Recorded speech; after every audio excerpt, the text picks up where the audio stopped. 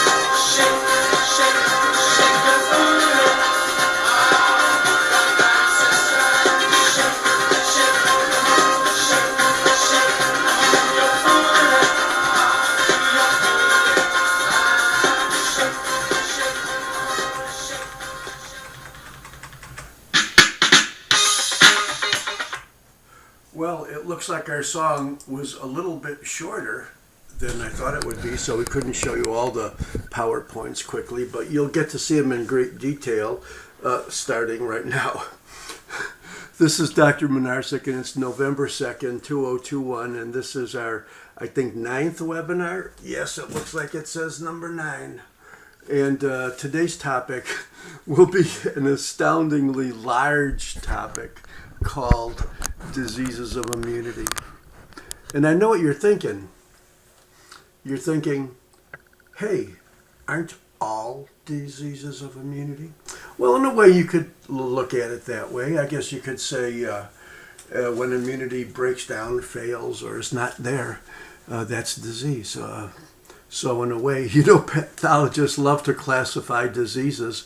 And when we say, this is disease is divided into 3 areas, or all diseases are divided into this and this and this, you might say, all diseases are disease of immunity. Now remember, last webinar last week we said, or it probably led you to think that all diseases were genetic diseases because mutations of our genome opens the door, if not actually causes maybe all diseases when you add in a little bit of environment too. So today we're going to be talking about some topics, and we're going to cover a lot of material. And when I first organized this, a few years ago. I thought it was a little bit grisly. So over the years, I've kind of decaffeinated it as opposed to not decaffeinating our coconut coffee. Here, I'll give you another sip because I know you guys like it. And if you like it, you can make a comment in the question box just so I know that you could hear me and see me, because all of my little dials here, which you can't see, indicate that everything is working well. So if anybody would please like to make a little comment in the question box, I'd appreciate it very much. Okay? And no comments yet, but I'll be very, very relaxed and less insecure when I see somebody say hi or something like that, because I know a bunch of you are there. Okay. Oh yeah. Okay. I'm starting to see some stuff. Okay. I guess we could close down the ugly guy and open up the beautiful PowerPoints. And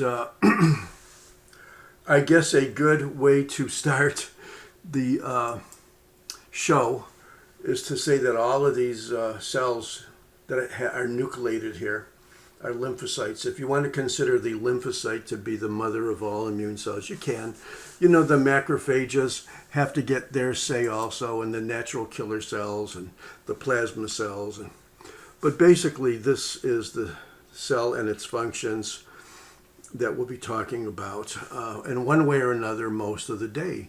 Our objectives are to differentiate between the immunity that we are born with and does not depend on exposure to pathogens, and that's innate immunity. And then there's this massively big topic of adaptive immunity, how we adapt to things by being exposed to them and building up antibodies to them, or having our cells directly recognize them and start putting things into motion to destroy them, sometimes destroying our own cells. Okay, we're going to also, in the realm of pathology, look at the various cells, of which probably the lymphocyte is the mother of all immune cells, but macrophages probably have an equally big role. The branch of macrophages we call dendritic cells. In other words, the macrophages that have a lot of little spinous processes. The natural killer cells, which sounds like they're pretty grisly, but actually they are ultimately derived from the lymphocyte line also. And the whole saga, remember we had an inflammatory saga, we have a coagulation saga. So we're going to have an immune saga or immune sequence as well, or immune epic if you want it. Then we'll talk about the major cytokines. Again, we went into them in great detail in the inflammatory discussions, but we're going to just quickly look at them again, perhaps more in groups than individual functions. Okay, and then the one thing that always has to be discussed, I don't know why, but in every day since I was born, the so classical 4 types of hypersensitivity, or you might say, rather than hypersensitivity, the 4 different types of immune type reactions which we experience and know about, and they have different names. Okay, we're also going to talk about the autoimmune diseases, and if you wanted a quick definition of an autoimmune disease, it's when our immune system attacks our own body. Okay. Another way of describing it is the type of inflammatory disease that is not caused by external pathogenic antigens, but our own antigens. Another way to describe it is to say the failure of our body's brilliant system to tolerate its own substances or its own antigens. We'll talk about some classical autoimmune diseases, the so-called systemic autoimmune diseases like the ones you see here. SLE, systemic lupus, at the top of the list, rheumatoid arthritis. And even though it's an arthritis, this is a systemic disease. It's not just of joints. Sjogren's syndrome, not just of salivary glands or lacrimal glands, also systemic. Most of the arteritis, or most of the arteritis or primary inflammation of arteries, is also autoimmune and systemic. mixed connective tissue disease. Another disease which has evolved from the name scleroderma, misleading you into thinking it's just of skin, to systemic sclerosis, or PSS, progressive systemic sclerosis, because it's not just fibrosis in the skin. It's fibrosis wherever there is fibrous connective tissue, which is just about everywhere in your body. And then we'll talk about the immunodeficiency diseases, the ones that you're born with, the genetic ones, and we're going to show you a nice little scheme for that unifies many of them, if not most of them, and the so-called acquired immunodeficiency. What would you call a disease that was an acquired immune deficiency syndrome? Would you call it AIDS? Yeah, well, that's the mother of all acquired immunodeficiencies.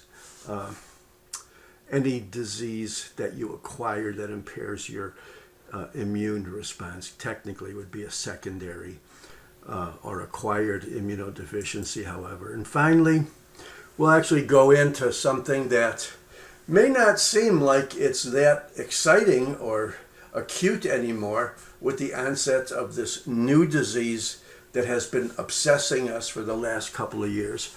But we're going to go into the classical or features of AIDS, the 4 things that you need for every disease to be a real disease. And that's a cause or etiology, pathogenesis or cellular, usually, sequence of events leading up to the clinical expression, and then the morphology, the gross, the microscopic, the radiologic. Finally, a disease that basically is going to affect all of us in one way or another, but is hardly talked about at all. Basically, a disease usually characterized by the chronic buildup of immune protein. It's called amyloidosis, depositing various organs in various places. The earliest and most common of which are blood vessels. So if you think atherosclerosis is the number 1 disease of old people's blood vessels, you're right, but probably amyloidosis could be number 2, believe it or not. It's very possible that before today you never heard of it. So immunity is something you're born with, independent of what you may be exposed to, but on the basis of what you are exposed to. In other words, pathogenic antigens or pathogens in general, viruses, bacteria, fungi, the usual things, infective. We have also an adaptive immunity, okay? And remember, we could adapt. I guess you might say some of the autoimmune diseases might be adaptive too, because they're chronic and they generally get worse with the continued exposure to our own antigens. And I have this little thing here, which I did not spell out. I called it the MHC. And hardly anybody ever calls it the major histocompatibility complex. They usually call it just the MHC, And this is something that is very, very interesting and mysterious. And it is basically a locus on a certain chromosome that determines, or you might say programs or develops into, this massively complex system called our immune system, mostly by way of proteins and markers on cells, markers on most cells, markers on immune cells, and also various components of complement as well, which we've talked about, but we'll go into it more because complement is an integral key part of immunity, and particularly adaptive immunity. So here we go. Here's the MHC. It's a place on chromosome number 6, and it's 6p, which means it's the petite arm, the shorter arm.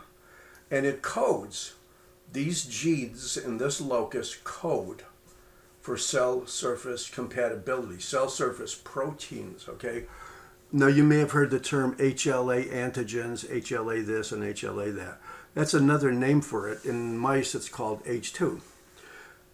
But I guess the best definition of the MHC, besides where it is, it's a place on chromosome 6 short arm where antigens are coded, C-O-D-E-D, for to recognize or tolerate the antigens that we normally have on our cells, and specifically cell surfaces as well. But it is also has to determine the antigens that are unrecognized. And if they are unrecognized, whether they are our own antigens or probably more likely external pathogens, then it has built up the system to start the immune system to get rid of those. I'm going to show you a picture, although I'm going to show you a picture again because this is so important. Here's chromosome 6, here's the long arm, here's the petite arm, and here's a little area. You could define it because remember we talked about bands and regions and subregions. Well, as you travel away from the centromere and towards the telomere, you have the class 2, the class 3, and the class 1 genes coding for class 2, 3, and 1 proteins, or class 2, 3, and 1. And on the basis of forming these antigens from these genes, some of them are things that are present on all cells or most cells. Some of them are present just on the immune cells. And some of them are the actual proteins involved in this big complement cascade that we talked about.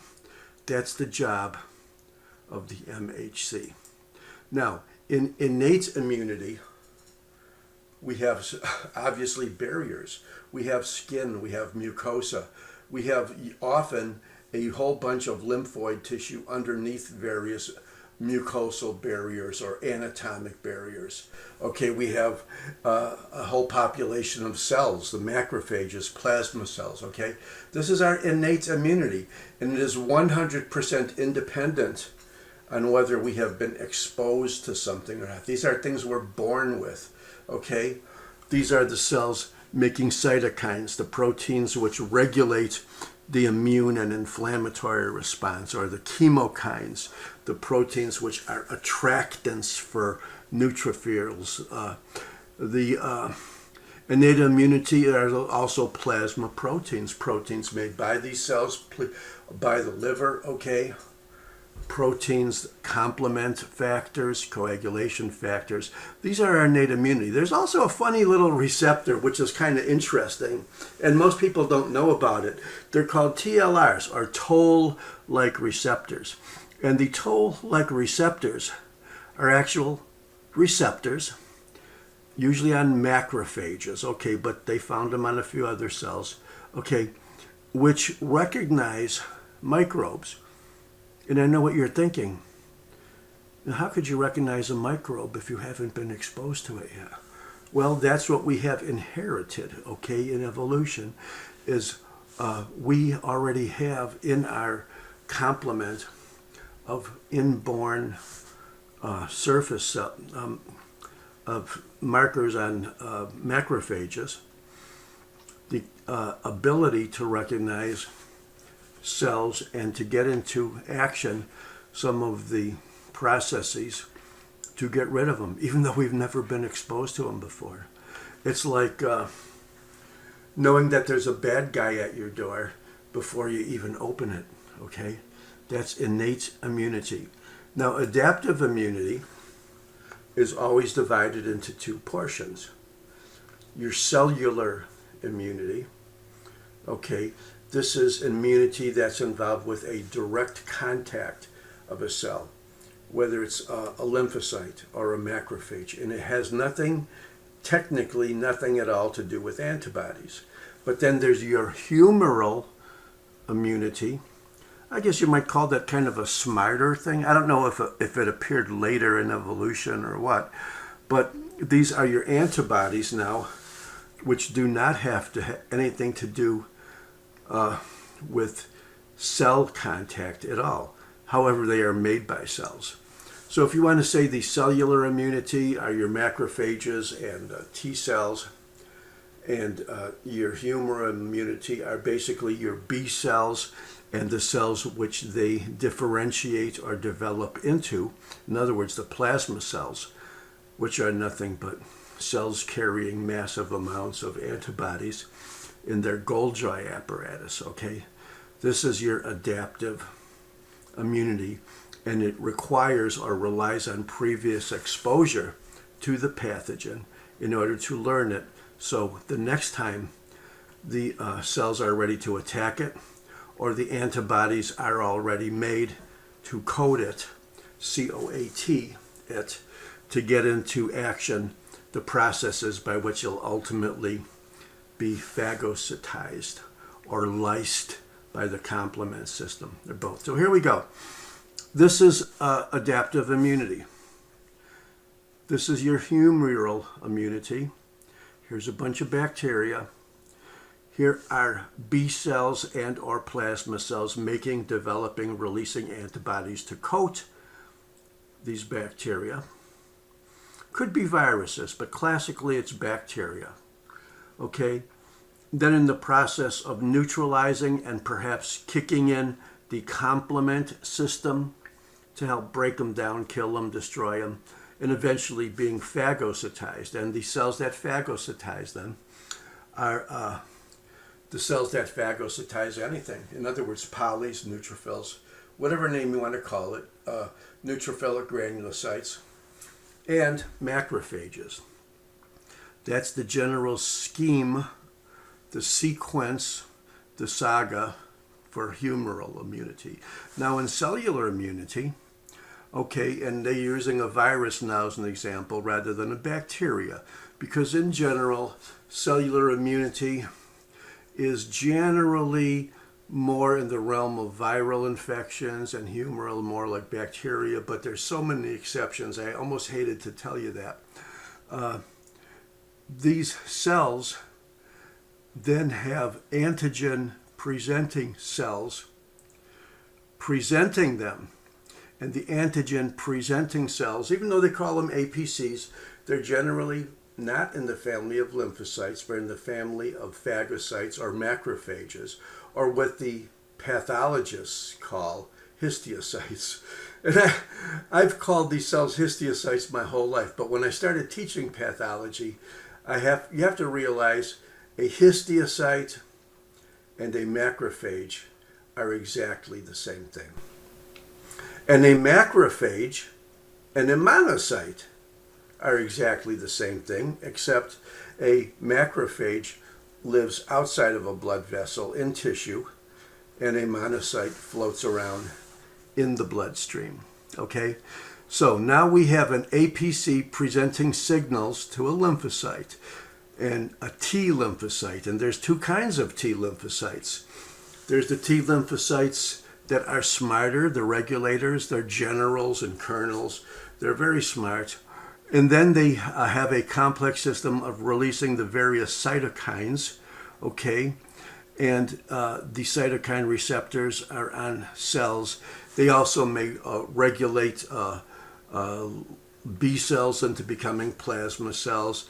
But they also have a second population of T lymphocytes called the effector cells. They're not quite as smart and directive as the helper cells, but they are resulting in the absolute battle. And these are the lymphocytes that will then actually directly attack, okay, the cells that are injured and with the viruses, and get them phagocytized as well. So I hope I explained it well. Here's the humoral immunity arm of adaptive immunity, and here's the cellular immunity. Now I know what you're thinking.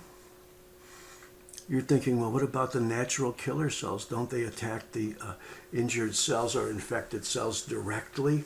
And yes, they do. So you could probably say, well, what's the difference between a lymphocyte that is going to be destroying a cell directly, one of the T cells, and a natural killer cell. Well, they are different cells, but they are both ultimately derived from the lymphocyte line. And they, in a way, they do very, very similar things. Except I would say the natural killer cell is, much more aggressive, and I'll show you that later. And whoop, there's another typo. Okay.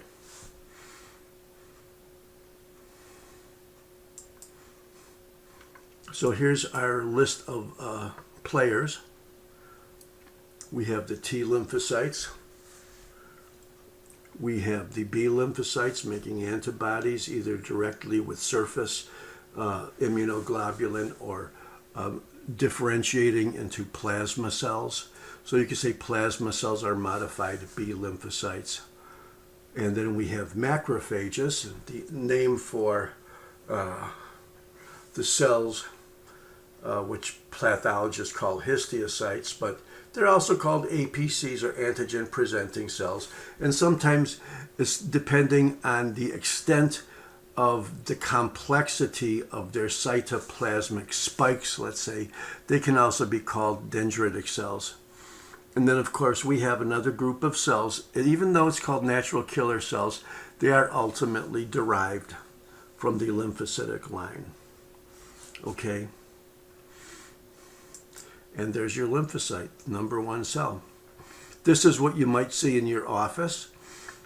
A relatively pretty good, I'm not saying perfectly, but almost perfectly spherical and round nucleus.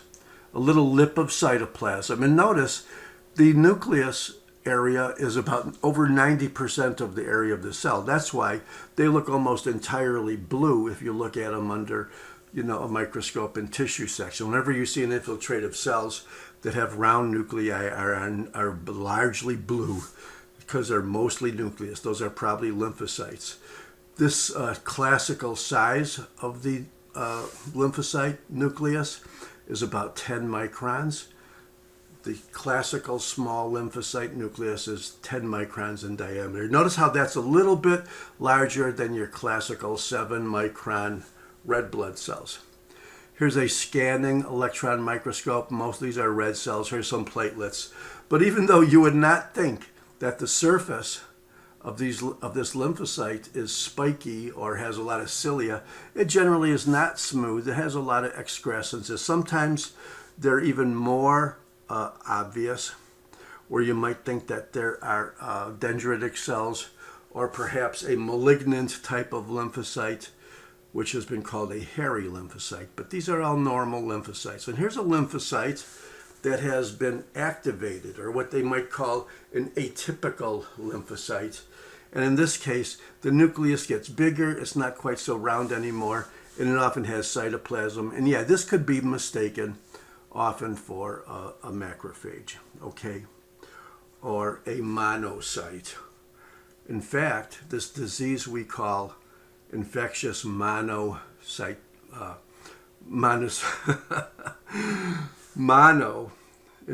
mononucleosis.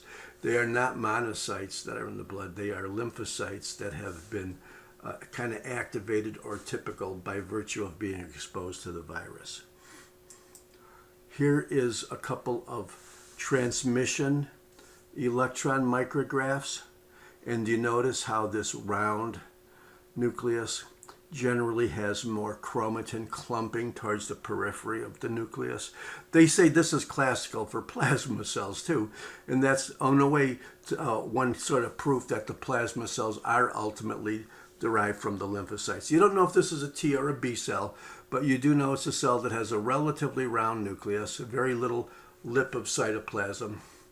This is what it might look like in tissue.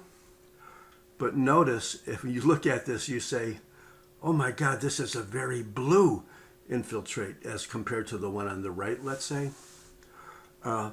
Blue because the majority of the cell is nucleus, taking up the basophilic dye. And yeah, sometimes you see cells that are not quite so blue, like in this infiltrate. Often infiltrates of lymphocytes often are peppered with macrophages too. This is probably a better example here. Probably 90% of these cells are lymphocytes, But when you see a bigger one that looks like the nucleus is more like a potato rather than a round blue ball. They talk about these potato-looking nuclei, or vesicular is a term that they use. This is also a cluster of mostly lymphocytes, but mixed in with macrophages. So the algorithm is, when we go to lab, which we're going to have in a lab next week and a lab a couple of weeks after that, any round cell or round nucleus with rather dense staining blue in the nucleus and minimal cytoplasm, perhaps what they call a LIP, L-I-P of cytoplasm, is probably a lymphocyte. Remember, lymphocytes are probably, after red blood cells, probably one of the most common cells in your body. I forget how many trillion that there are, but that's a very, very easy, quick identification or algorithm, is that when you see a round cell, minimal cytoplasm, if you want to say the nucleus is about 10 microns or slightly bigger than a red cell, it's regarded as a lymphocyte until proven otherwise. Here's your other big player in the immune system, the macrophage. And this thing looks like some kind of amoebic blob trying to kill or pick up or suck in a bacteria there. Macrophages, by virtue of also being called antigen presenting cells and also phagocytizing cells, okay, they often need to maximize their surface area. And one way is to send out these amoeboid processes. And sometimes the macrophages have such many processes that they almost look like neurons with dendrites. Those are called dendritic cells. And dendritic cells are not central nervous system cells. They are macrophages, which have in certain areas like liver and in the microglia in the central nervous system have maximized their surface area. Now, in a tissue section, when you see that like 80 or 90% of these cells are clearly lymphocytes, like there. Okay, you also see these larger cells that also generally have a single potato or sort of a round nucleus, but a lot of cytoplasm. And often a granular cytoplasm, like you see here, because that's what macrophages do. They phagocytize, okay? They're the mother of all phagocytic cells in the apoptotic process and in the immune process as well. Now, here's a cell in the blood, you could tell, because here's some red cells. And it's not round, but it is not really totally lobulated. This is a monocyte, okay? And monocytes can have granules, perhaps not as obvious as the polys or granulocytes, but a monocyte is a macrophage. Now, when this monocyte leaves the bloodstream and goes into the tissue, it then changes its name from monocyte to macrophages. Another algorithm for recognizing macrophages is that if it's a cell with basically a mono or round nucleus, not a lobulated nucleus like a neutrophil, if you see a cell that has densely or even subtly peppered with granules, it's probably a macrophage. Okay? Here's another macrophage. And even though we call them mononucleated cells, remember the mononucleated cells are the lymphocytes and the macrophages, the cells of chronic inflammation. Even though we call them monos, it's not really truly like a sphere like a lymphocytes. Often the name that I've seen in the literature is the word cerebrated, like a brain. It's not exactly spherical, but it's often sort of convoluted. And of course, macrophages have processes often that would make you think this could be a lymphocyte also. But remember, some of these little processes can be extremely long, okay, so-called dendritic cells. So here's the algorithm. Any cell mixed in with lymphocytes, especially in chronic inflammatory infiltrates or lymph nodes. But it has a less dense cytoplasm and less spherical. And maybe also has granules, is a macrophage until proven otherwise. So almost all granular cells or pigmented cells, the various pigments that we saw, you know, the extrinsic pigments, the intrinsic pigments, these are almost always inside of macrophages. Okay, now what do we have here? Well, we got a cell, and here we have a group of cells. But remember, in this cell, you would say, well, it might be a lymphocyte because it kind of looks like a lymphocyte. But look, it has a considerable amount of cytoplasm. So yeah, the nucleus is spherical like a lymphocyte, but the cytoplasm is very oval, okay? And it has a lot of cytoplasm. And the cytoplasm that's closest to the nucleus is often clearer. That's the Golgi apparatus. Remember, the Golgi apparatus in a cell is a series of membranes that store things. Okay, well, these are storing antibodies because plasma cells are lymphocytes that have differentiated into antibody storage areas. Okay, whereas a B cell might have some surface immunoglobulin. When it differentiates into a plasma cell, it then has a whole gallon of antibodies stored in this late, what they call the Hoff or the Golgi area. So if you can take your algorithm again, any cell that has a round nucleus but an oval cytoplasm, and like the other lymphocytes has the chromatin, like you see even better in these pictures, that kind of condense towards the periphery of the nucleus. And then you could even be lucky enough, even on regular microscopy, to see a clearer zone between the nucleus and the wider lip of cytoplasm. What I just described must be a cytoplasm. There's no other cell in the body that has these four characteristics.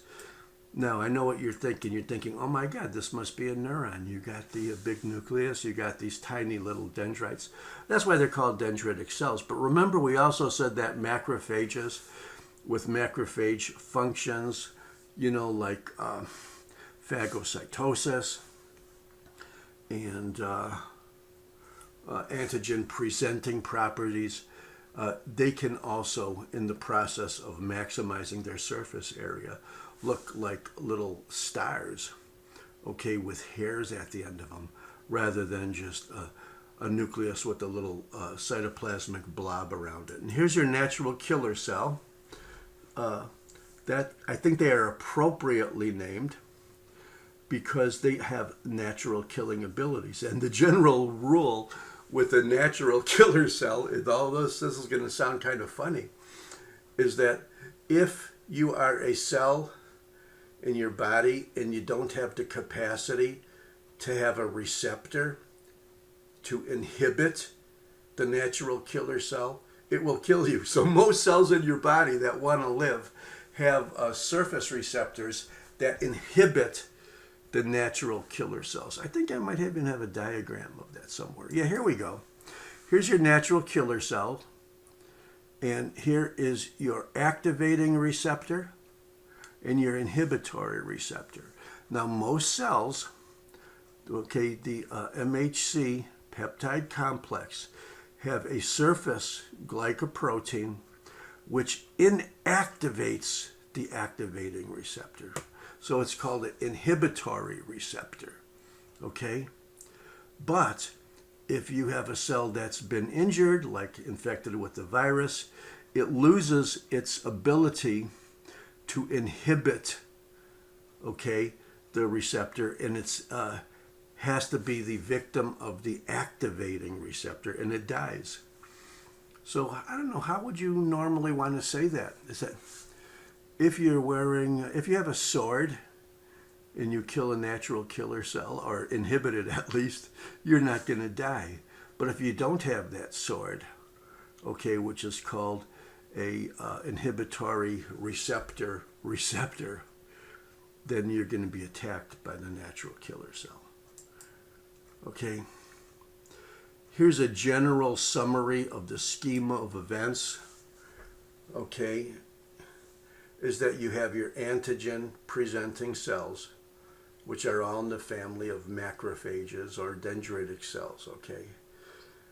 And they give signals to the T cells, okay? And the T cells are the controlling cells. They're smarter cells. They're the CD4 T cells, which are regulator. Their job is basically to secrete this whole big family of cytokines we talked about in the last few weeks. But they also have a population of CD8 T cells, which in a way are effectors, and they directly attack the offending cells, much in the same way, although with a different process than the natural killer cells do. Okay, so they're smarter. And then, of course, we have the B cells, which differentiate into plasma cells. And you could probably guess that this process of differentiation, which we've called often controlled by growth factors or cytokines, probably is coming from the T cells, which it does, and then ultimately starts the production of specific antibodies.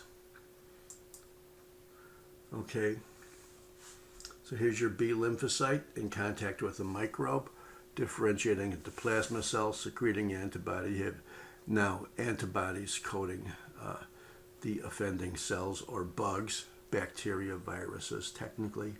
Here's your CD4, the smarter, what they call the helper cell.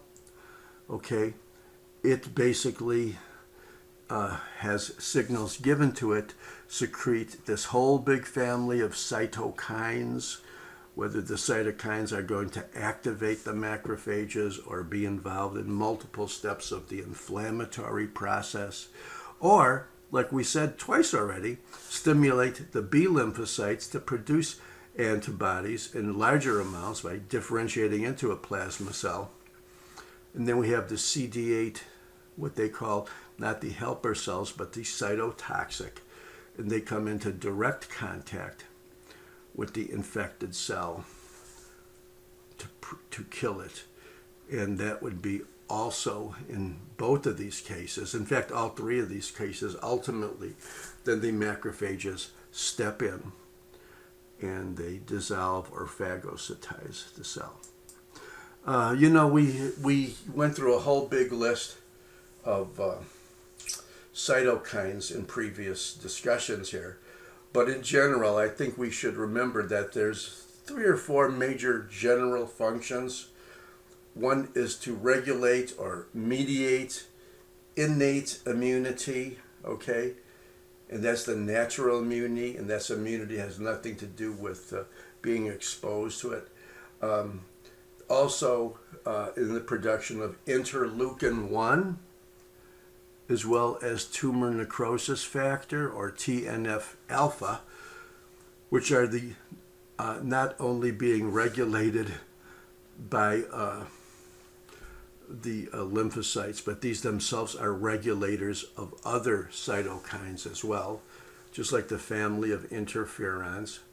The cytokines also regulate lymphocyte growth, and that's probably how the word interleukin got its name. There's a whole family of interleukins, or you could say cytokines, that regulate lymphocyte growth, including cytokines which are not technically in the interleukin family. We talked about cytokines being key in the various phases of the acute inflammatory sequence. And also cytokines, you could probably call colony stimulus factor, also a cytokine, and that acts as a growth factor for white blood cells, okay? Just like EPO is a growth factor for red blood cells. So what erythropoietin is to white cells, CSF is to neutrophils, or we'll say the white blood cells. And to differentiate, again, cytokines from chemokines, because very often they're confused. Cytokines are generally larger proteins than chemokines. They're usually made by lymphocytes and macrophages. And we talked about all the things that they generally do over here. But the two big controlling things are TNF-alpha and interleukin-1.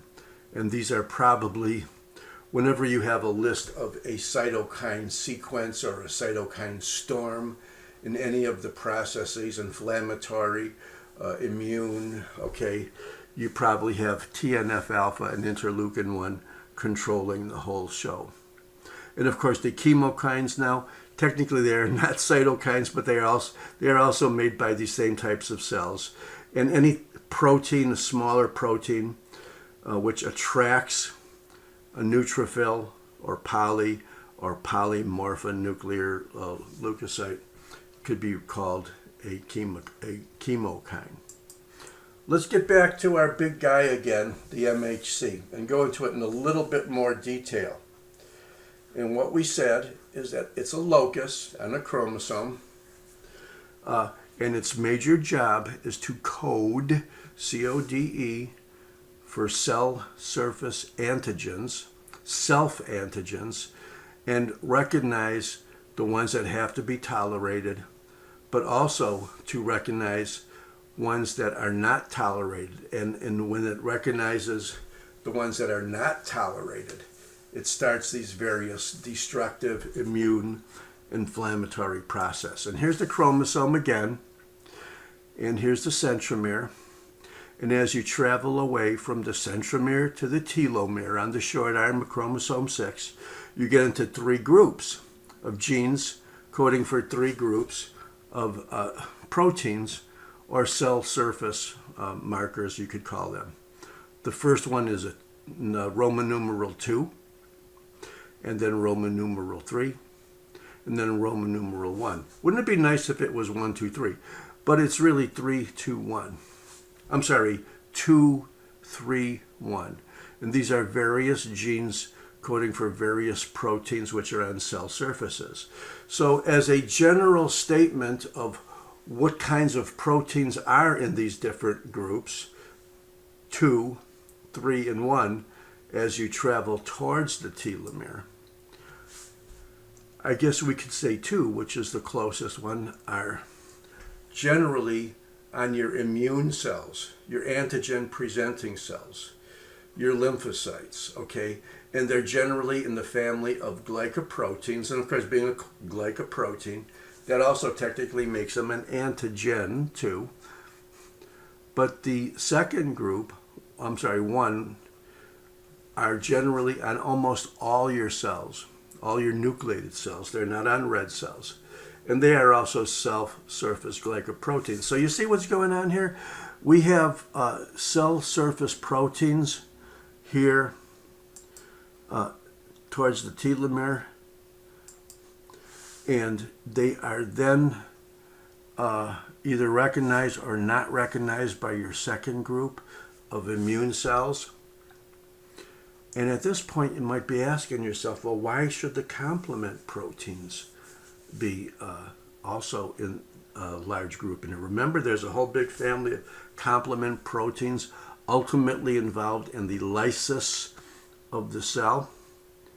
Well, this is key, because if these group 2 proteins do not recognize the antigens that supposedly are coded by number 1, then it has to kick in this big family of group 3 gene products or molecules, the complement system proteins.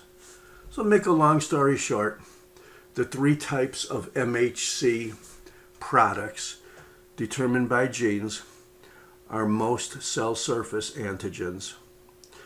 The antigens or proteins on the surfaces of the immune cells, which either recognize them or don't recognize them. If it doesn't recognize them, then you have possibly, but not always, the complement system being activated to destroy further or lyse the cell, or perhaps even get it more ready for phagocytosis by the macrophages. So,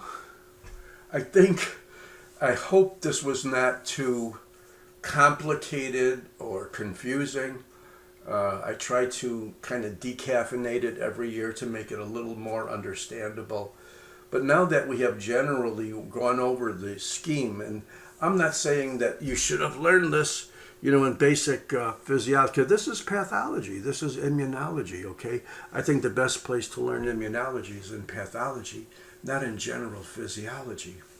So now that we have defined the whole system, I hope, fairly clearly in many different ways, you got to ask yourself, okay, well, now that we've defined the whole normal system, what can go wrong? And basically, that's going to be the rest of what we talk about today. Okay, I'm going to maybe just go into the classical 4 types of hypersensitivity reactions. Then we'll take our break, and then we'll talk about the rest of the things we'll be talking about. The big family of autoimmune diseases, or failure of the MHC. We'll be talking about diseases which affect our immune normal mechanisms, whether they are inherited with genetic mutations or whether they are acquired perhaps by viruses attacking the T cells of our immune system. So here are the 4 hypersensitivity reactions. And in a way, they're easy to generally remember what they are, but the mechanisms could be pretty complicated. Type 1 is what we call immediate hypersensitivity. And by immediate, that could be minutes, okay? And generally it could extend into days, but it's a certain type of reaction in our immune system that produces certain easily recognizable things.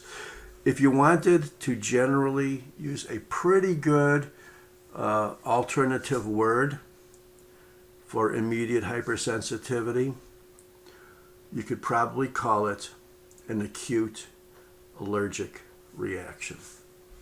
Okay, and then in type 2, we have antibody-mediated hypersensitivity. So think about it. If we have antibodies coating our cells, and very, very often, if not usually, our own normal cells, that would be an antibody-mediated hypersensitivity. Would that invoke an inflammatory reaction? Yes. Could it be chronic? Yes. Could it be what we would call an autoimmune disease? In most cases, yes. So the algorithm for number 2 is to take any cell in your body, no matter what organ it's in, put an antibody on it because the ability to recognize it as normal has now failed, and the cell is now being in the process of being destroyed, generates an inflammatory reaction. That's probably the single unifying type scenario that you see with most autoimmune diseases. Now, what's an immune complex? An immune complex may not involve a cell, but it involves a floating, okay, by floating I mean in the bloodstream, antigen-antibody complex. So big deal. Should antibody-antigen complexes be floating around in your blood normally? No. Okay. Well, if they're floating around in your blood, where do they go?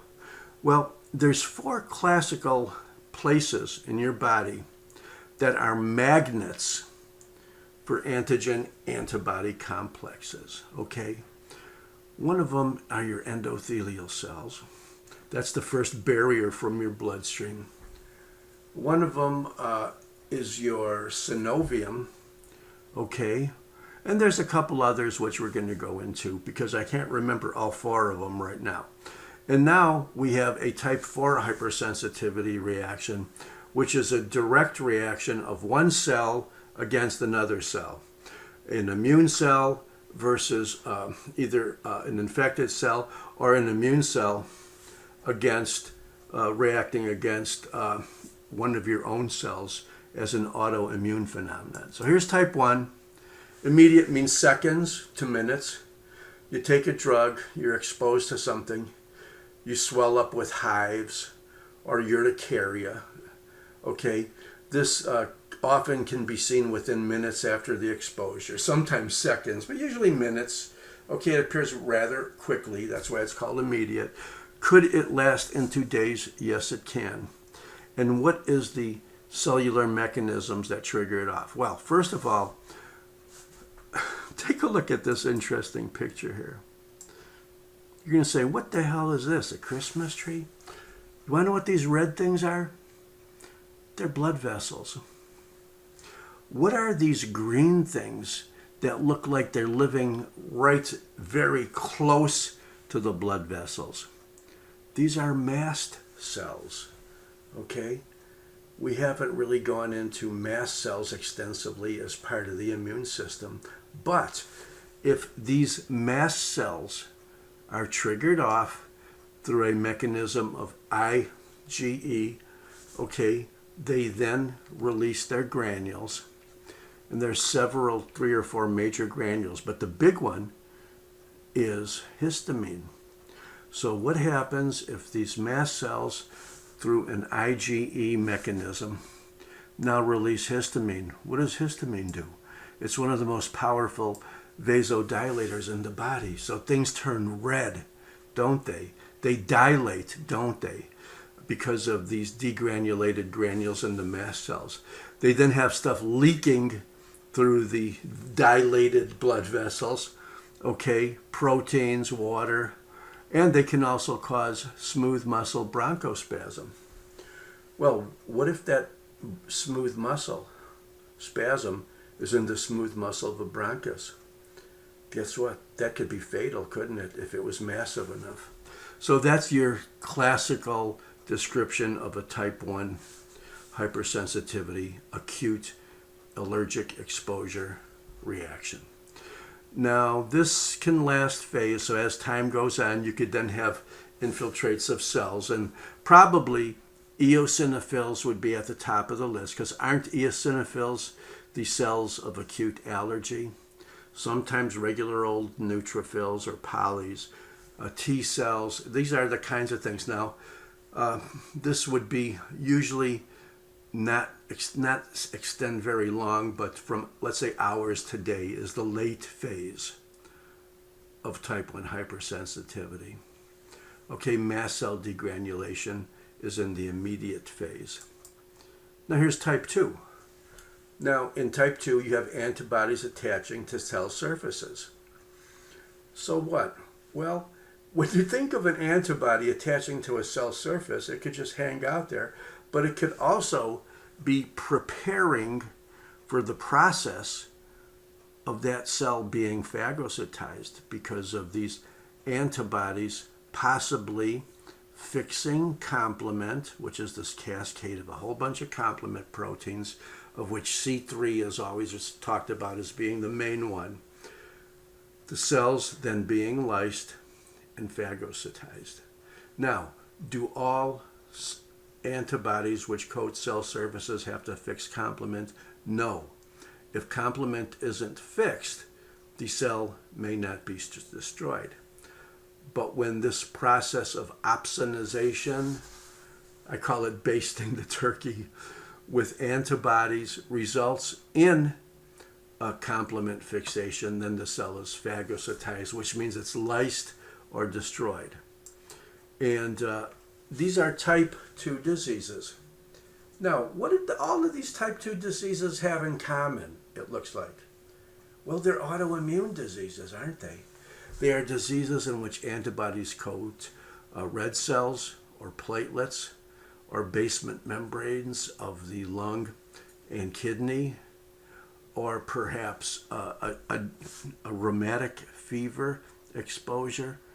in which now you have cells that are coded. Myasthenia gravis, antibodies attacking the neuromuscular junction.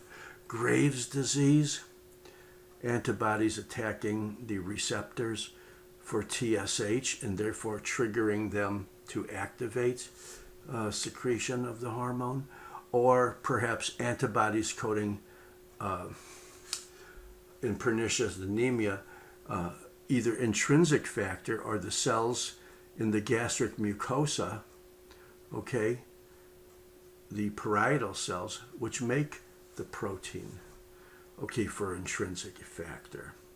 These are type 2 diseases, antibodies coding cells, and often destroying them. Now in type 3, we have had some exposure to an antigen with an antibody. These things stay circulating, which means they're in the bloodstream. And I told you that the skin and the synovium, I told you that the blood vessels and the joints are magnets for antigen-antibody complexes. But skin can also be, especially the dermal-epidermal junction region, and also the glomerular basement membrane of the kidney. Now, I am usually very hesitant to ask you to memorize things, but if you just remember these 4 different areas, glomerular basement membrane of the kidney, endothelial cells of blood vessels, skin, especially the dermal epidermal junction, and synovium, these are all magnets. They suck in those circulating antigen-antibody complexes. So diseases caused by type 3 hypersensitivity are very often things like lupus or the systemic autoimmune diseases, poly or periarteritis. Primary inflammation of an artery is also a immune complex or hypersensitivity disease. Lupus is the classical one. Post-streptococcal glomerulonephritis, antigen-antibody complexes being deposited in the glomerular basement membrane. A Arthus reaction, okay, which I've described here, which is more of a deposition of immune complexes, often seen after vaccines and high circulating antigen complexes. These are usually seen like within a day, 4 to 12 hours after a vaccination. Okay, I bet you, however, that in the last year and a half, you've probably never heard anybody on mainstream media utter that word, Arthus reaction, even though the whole world right now is being jabbed, okay? And another thing that is very similar or considered more of a chronic type effect is something called serum sickness. And this usually occurs like within days, okay, of an injection. Now in type 4 is probably one of the easiest to understand, because in type 4 hypersensitivity, you now have cells directly attacking cells. Okay, you have a direct antigen in contact with the cell. Signals or cytokines are released, certain interleukin, for the formation of more cells to come in, and more cells would be lymphocytes and macrophages. And macrophages that are called in groups might actually result in a granuloma formation. So can you say that granulomatous diseases are good examples of type 4 hypersensitivity? Yeah, you probably can. In fact, the tuberculin skin reaction itself is if you inject a protein and it winds up attracting cells of the immune system, macrophages and lymphocytes, as a positive TB test, that is always the classical example of a type 4 hypersensitivity reaction. Here we go. Here's your antigen presenting cell giving signals to a CD4 lymphocyte. The lymphocyte then, one of the things it does, it secretes interleukin 2, okay, and interferon gamma. And these are then attractants for monocytes. And remember, when monocytes come out of the blood vessels, they become macrophages. And clusters of macrophages are generally called granulomas. And in a classic granuloma, you generally have larger macrophages in the middle, and very often a cuff of lymphocytes on the outside. And sometimes these macrophages fuse their cytoplasmic mass to become a giant cell. So when you see a giant cell inside of a granuloma, you can bet that it is nothing but a group of macrophage nuclei that have fused their cytoplasmic mass. And there's reasons for that, but I'm not going to get into it now. So in summary, type 1 hypersensitivity, acute allergic reaction. Type 2, antibodies directed against cell surfaces, which may or may not fix complement, the destructive inflammatory lytic process, ultimately. Type 3 are immune complexes depositing in those 4 areas you memorized. And type 4 is classical delayed hypersensitivity, with cells directly reacting against antigens. Okay, you want to know something? We covered a lot, and I don't know if you could hear it, but at 10 o'clock on Tuesday, our regular alarms go off. So maybe for the last minute or so, you've been hearing a siren. It doesn't last very long, so let's do our 3 songs. See you in about 10 minutes, and hopefully by then, these stupid, obnoxious, interfering sirens will be gone. So there's no emergency here. They always test it like around 10 o'clock on a Tuesday. When we come back, we'll talk about renal transplant immunity. So here we go, folks. 3 songs. See you in 10 minutes.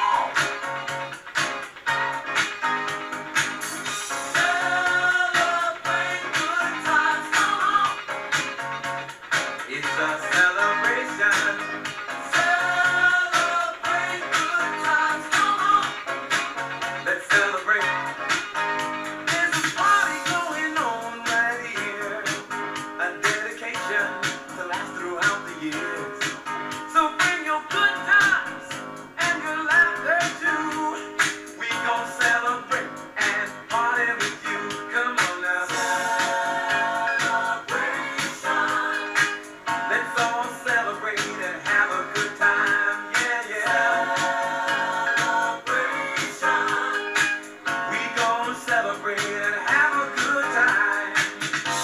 It's time to come together. It's up to you. What's your pleasure? Everyone around the world, come on!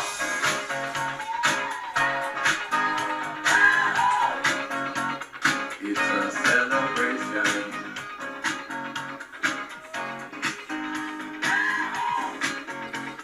It's a celebration. Celebrate good times. Come on. Let's celebrate. Come on now. Celebrate good times. Come on. Let's celebrate. We're gonna have a good time tonight. Let's celebrate. It's alright. We're gonna have a good time tonight. Let's celebrate. It's alright. Baby. We're gonna have a good time tonight. Let's celebrate. It's alright. We're gonna have a good time tonight. Let's celebrate. It's alright.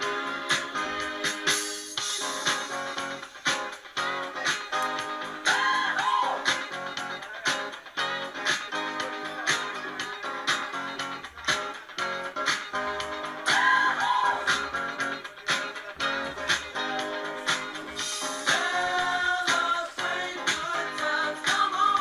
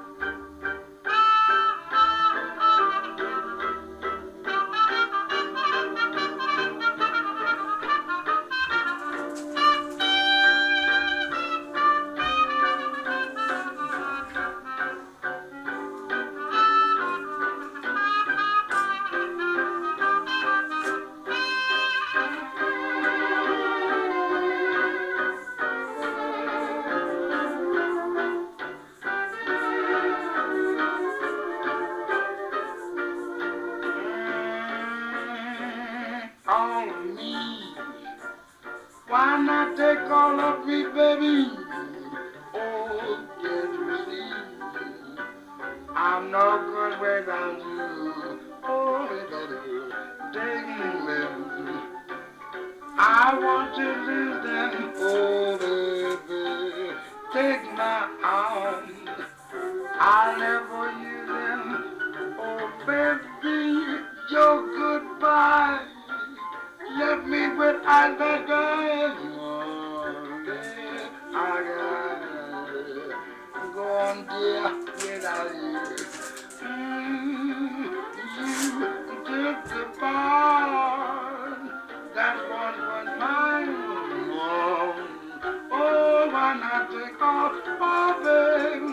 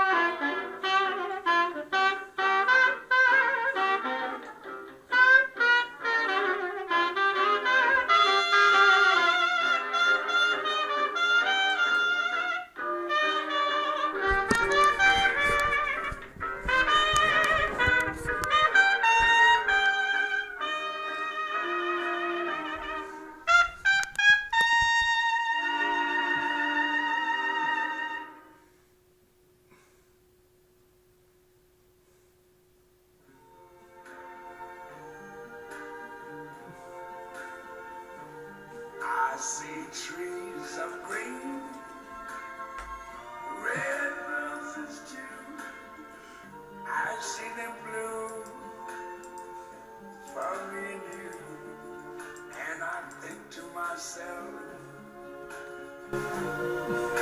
What a wonderful world.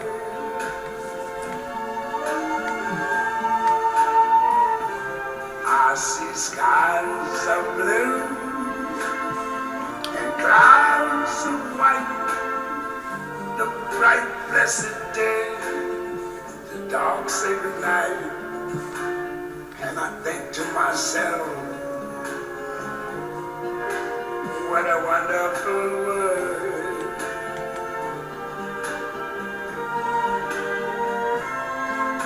The colors of the rainbow, so pretty in the sky, are also on the faces of people going by. I see friends shaking hands, saying how do you do. They're really saying I love you. I hear babies cry, I watch them grow. They learn much more than I ever knew. And I think to myself, what a wonderful world. Yes, I think to myself,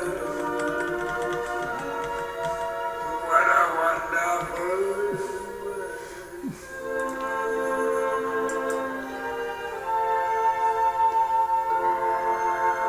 Ooh, yeah.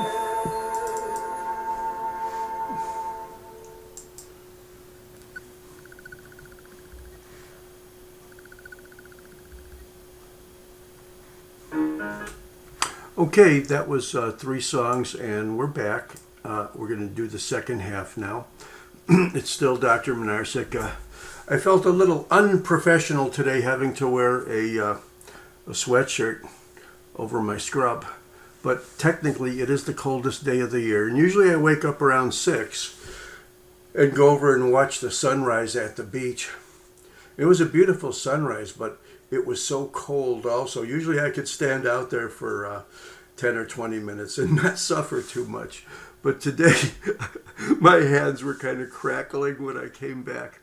So we're back, and we'll talk about more things that could go wrong with the immune system. And one of them is rejections of transplants. And we're going to show you some of the classical type changes and features and processes involved with renal transplant rejection. People are very carefully tested with antigen, antibody, and genetic studies, screened. So the surgeon knows when he puts that kidney in is that there's an extremely high likelihood of it taking and lasting for hopefully years and years. And of course, if it's many years, that's great. But, the average renal transplant is, I don't know, probably 10, 20, hopefully more years. And when it fails because it has become slowly fibrotic. That failure of transplants, even if they are successful for many years, is called a chronic type rejection, and fibrosis is the picture there. Now, I don't think this happens too often. I don't know the statistics, but very often, as soon as the surgeon might release the clamp on the transplant, he knows something is wrong. The color changes, and then the so-called hyperacute rejections, which are visible almost instantly, certainly minutes, you have antigen-antibody problems. And what happens? Well, they're basically going to be manifest by activating the vascular endothelium, and that blood going into the kidney just won't happen. That would be like an immediate failure. The so-called acute failures, let's say from days to months region, are characterized by chronic inflammatory cell infiltrates and also some degree of vasculitis as well, but perhaps not as grisly and immediate as in the hyperacute. Now remember, even though This is called an acute reaction or acute rejection within days to months. It's characterized by chronic inflammatory cells. So remember when I told you that not every acute situation is characterized by neutrophils. Sometimes it might be lymphocytes and macrophages. That's what we see. And even though it's acute rejection, it's acute by way of time rather by way of acute inflammatory cell infiltrates. Here's some pictures. How would you describe this? Well, you would say it's a blood vessel, probably an artery because it has kind of a thick wall, maybe an arterial, but at least an artery. And take a look at that endothelium. It's disrupted. It's almost thrombotic, but it certainly has been greatly, greatly activated or disrupted. And this is going to be a vessel which very quickly after transplant doesn't work. Why? Because of the antigen-antibody complexes being drawn into it because of some type of incompatibility. Now, this is the acute cellular phase. And whereas this one here could be minutes, this one here is generally days, maybe weeks at the most, maybe a month or so. But you have infiltrates of lymphocytes and macrophages. And I know what you're thinking. You're thinking, wait a minute. If it's infiltrates and macrophages, that has to be acute. That has to be chronic. Well, no, it's not chronic. Even though it's called acute cellular, it's the general population of what we call chronic inflammatory cells. Now, if you want to see a chronic rejection, I forget the statistics, but the average length of a successful renal transplant is a good number of years. I'm going to say like hopefully 10 or 20 or more. But when it does fail, these inflammatory processes then become fibrotic. So we could see here basically an area of the kidney that's nothing but fibrous tissue. And in this, there may have been some vasculitis component at one time, but now the lumen of this blood vessel, of this artery, is completely obliterated chronically by a big lump of fibrous tissue.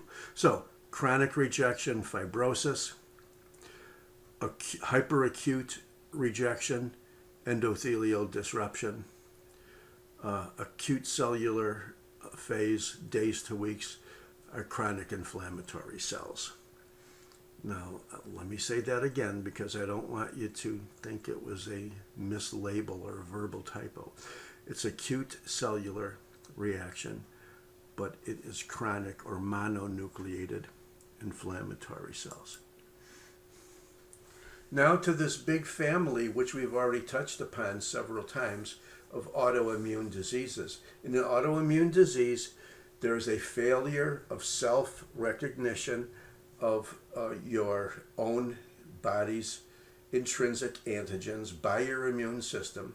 In other words, there's a failure of toleration of these antigens. It's called failure of self-tolerance.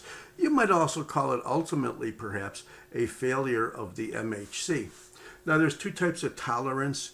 If you have lymphocytes in your body, which technically could react or destroy normal tissues, they usually die. And when you realize that your thymus, which is basically your home of your T cells, the cells that develop in your thymus, like 99% of them usually die normally in the development of your thymus gland, simply because they are producing lymphocytes which would normally react against your own antigens. A peripheral type of tolerance technically would be some type of suppression of the immune response, perhaps deletion of the offending cells by apoptosis or sequestration, or where the antigens, which technically would be offending your immune system, are masked. That not only happens with pathogenic microbes, bacteria, viruses, but also with your own cells as well. Autoimmune diseases run in the family. There's basically two kinds of autoimmune diseases: the ones that are systemic, or they theoretically could involve any part of your body Okay, and there's the ones that primarily affect one tissue or one organ or one area. People that wind up being diagnosed with autoimmune diseases, especially the systemic ones rather than the local ones, they often have had a history of a previous infection, like a pneumonia.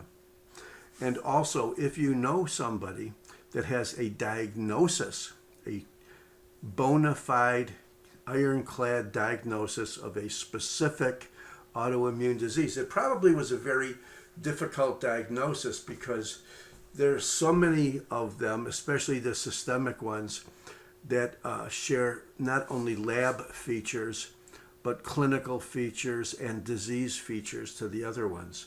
So they're often related to other autoimmune diseases as well.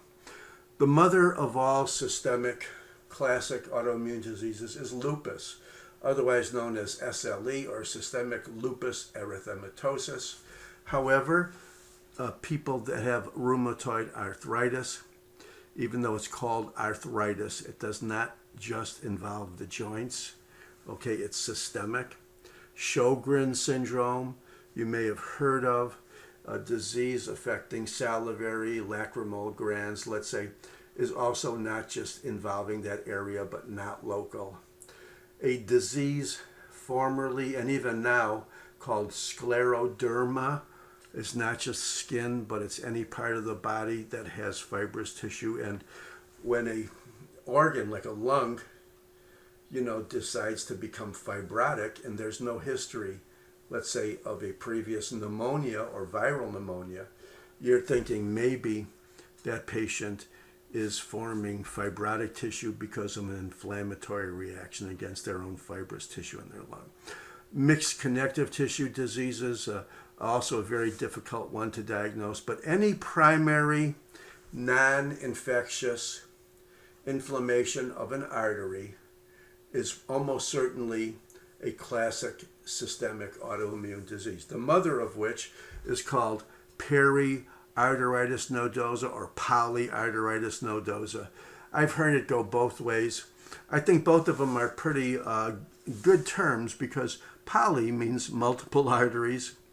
Nodosa means when an artery is inflamed, it's thickened like a nodule.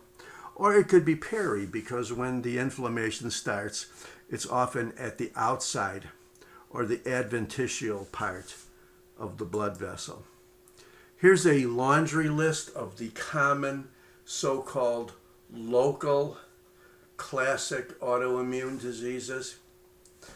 The most common cause of acquired hypothyroidism is an autoimmune disease, still called Hashimoto thyroiditis, but probably now just as often called autoimmune thyroiditis. I don't care what you call it. In autoimmune hemolytic anemia, if you could imagine antibodies attacking your own red cells, fixing complement, and causing them to hemolyze, is another primarily local autoimmune disease, generally specific for red blood cells. Multiple sclerosis, antibodies against certain proteins in your central nervous system, okay, myelin basic protein.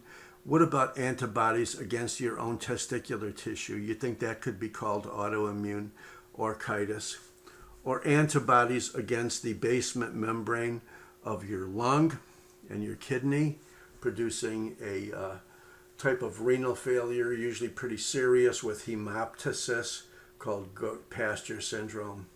And from exams, you should also know whenever you see a question or a situation clinically where a patient has both renal failure and hemoptysis, the word good pasture should come to your mind immediately. What if antibodies coat your platelets and destroy them so you have a thrombocytopenia? Well, that's called autoimmune thrombocytopenia. Why is it called ITP on here? Because the previous name was idiopathic thrombocytopenic purpura. But now it's really not idiopathic anymore because we know it's due to autoantibody destruction of your platelets. So patients with this disease, if you want to come in, if a patient has low platelets for some mysterious reason and you do a test for antiplatelet antibodies and they're positive, elevated, you could diagnose ITP. Pernicious anemia, antibodies against your intrinsic factor, which helps you to absorb vitamin B12 for proper maturation of red blood cells. Insulin dependent or juvenile or diabetes mellitus type 1, antibodies against your beta cells. Okay. Myasthenia gravis, antibodies against your neuromuscular junctions, often clinically presenting as women with eye muscle problems. Or Graves' disease. Didn't we say at the top of the list that the most common cause of hypothyroidism in adults was antibodies against your thyroid? Well, guess what? The most common cause of acquired hyperthyroidism in Graves' disease is also antibodies against your TSH receptors. And I know what you're thinking. You're thinking, well, wait a minute. If you have antibodies against your thyroid, why doesn't it slow down rather than speed up? Because the antibodies against your TSH receptors activate it rather than suppress it. Okay? Now, generally speaking, when I was a medical student, we had a good list of classical autoimmune diseases. I think the term used and the number of diseases basically, as we understand it, more grows by leaps and bounds every year. And technically, even though I led you to believe that because these are local diseases, the antibodies are specifically against certain regional areas. Well, the more we study it, the more we find out that it's also against other areas which we didn't know about. For example, in Hashimoto's, the antibodies might be against microsomes as well, not just thyroglobulin, okay? So here we go. Lupus, the mother of all autoimmune diseases. It's a real disease, and every real disease needs four things. It needs a cause, it needs a progression of cellular changes which result in the clinical symptoms, and it needs appearances, microscopic, gross, X-ray. The cause of lupus is failure of the MHC, and now you're making antibodies directly against your own DNA and the proteins which wrap up or support the DNA, the histones, or your nucleolus, which is RNA, or non-histone RNA. Okay, in every case, you are making antibodies against nucleic acids or the proteins which support those nucleic acids. The pathogenesis starts out as a early deposition, inflammation of immune deposits. And what did we say the immune deposits go? They go to the blood vessels, they go to the kidneys, they go to the joints, they go to the skin. So basically this is an immune deposit, type 4 type of disease. And oh, by the way, where do we have DNA? We have DNA everywhere. So there's probably technically not a single part of your body that cannot be somehow involved. And just about every symptom known to man could be present with lupus. Now, when you get to the parts of the bodies that are crucial or vital organs, like kidneys, for example, then you know this is what might bring the patient in for examination because of renal failure.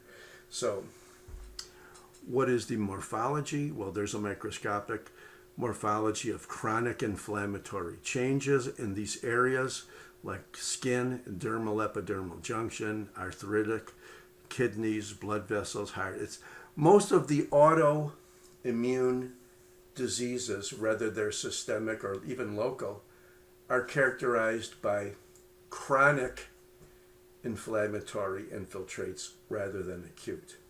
Okay, the reason why it's called lupus, I don't know if that's one of the words for butterfly or not, but classically, There's a bimalar, or across both cheeks, rash, which is red, and that's the classical presentation for lupus. Okay, more common in women, often a history of previous infection, and very, very often confused, both clinically and even in the lab, with other autoimmune diseases. What's the expression? Renal problems, vascular disease, joint problems. And of course, if you want to call a lab test a positive anti-nuclear antibody, and there's several different kinds, but the positive, anti-positive double-stranded DNA antibody is probably the most, not diagnostic, because you could have a lot of false positives and you could have positive ANAs, not only as a false positive, but in many, many, many other exams. Here's the butterfly. Here's a woman with rash over both cheekbones. Here's one side. Here's the other side. There's a nice butterfly. There's a real nice butterfly. There's the best butterfly of all. And I think if I click on one of these things, we could actually see the butterfly. Whoops, let's see if I could find it. Start to flap its wings too. Let's see if it does. Whoops, if not, that's okay. Let's try this slideshow. Oh, there we go. There's the butterfly. I would feel like I was cheating you if I didn't show it. I've been hiking all summer, and I've taken 95 hiking trips, and probably on half of them in warmer weather I saw beautiful butterflies. They're almost impossible to photograph, however, because I think there's something inside of a butterfly's brain that knows exactly 1/2 second before you click your camera. Okay? These are fluorescent antibody tests against cells. So if you have an antibody and you label it with a fluorescent dye, and then it could react against your nuclei diffusely. This is called a homogeneous pattern.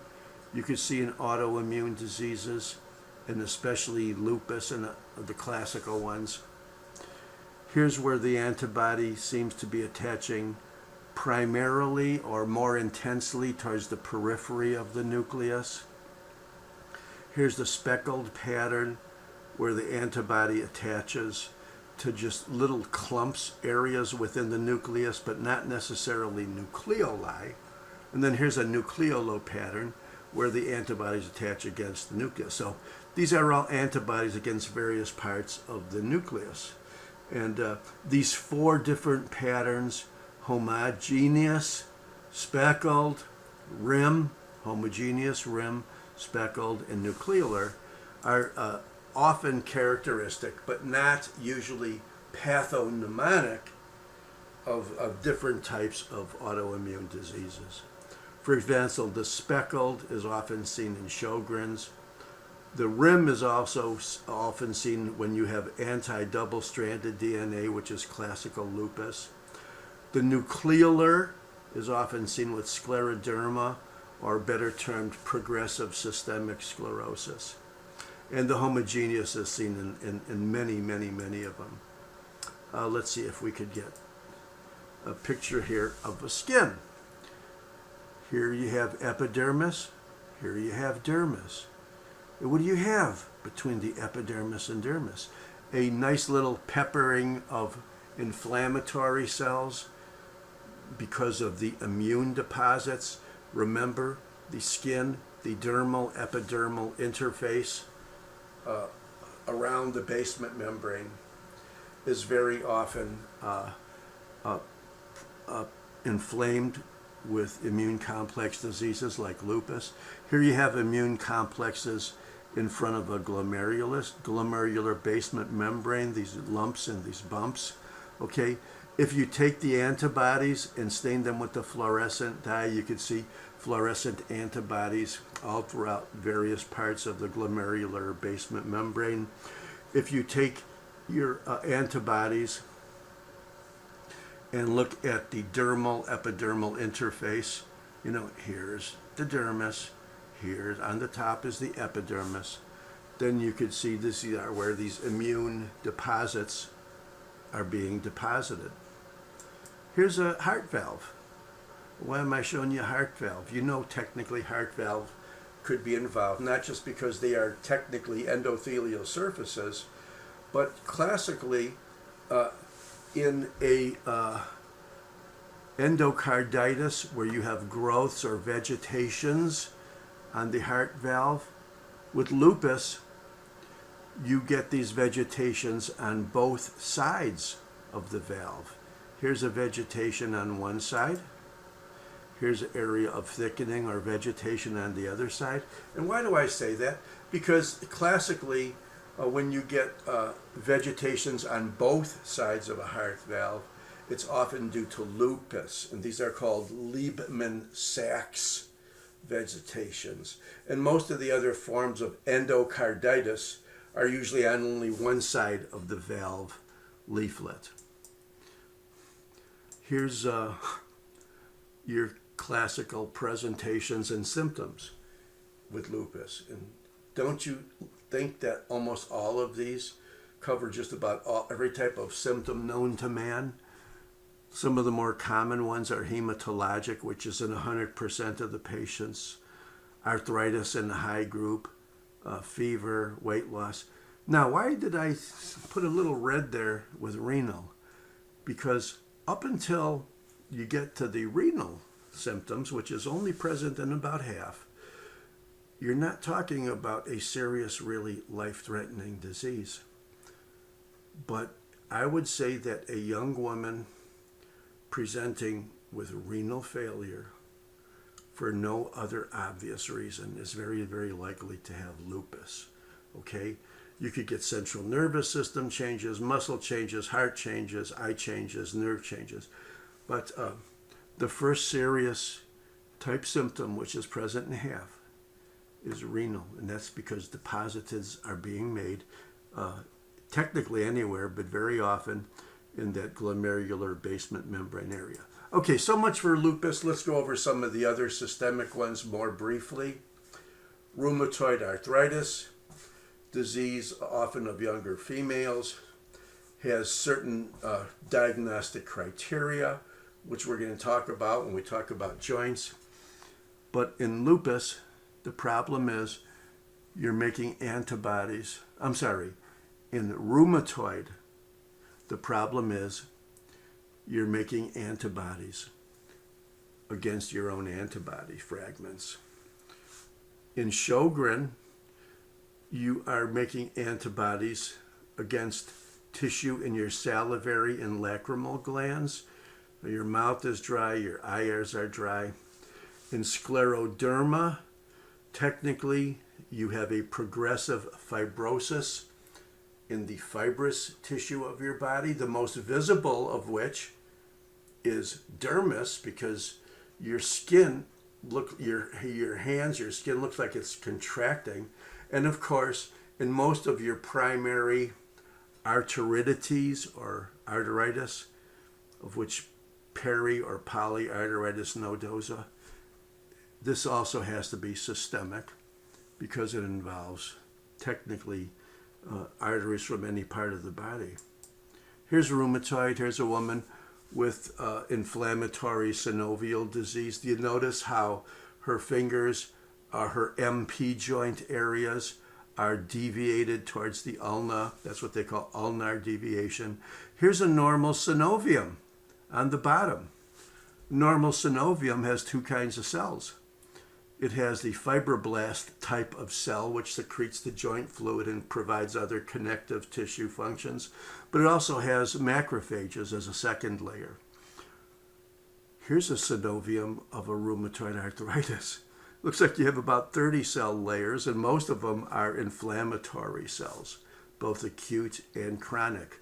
So rheumatoid arthritis is not only a destructive synovitis, but it can also involve arteries and many other, and lung and skin and many other portions of the body. That's why, even though it's called arthritis, it's really systemic. Here's a Sjogren's patient.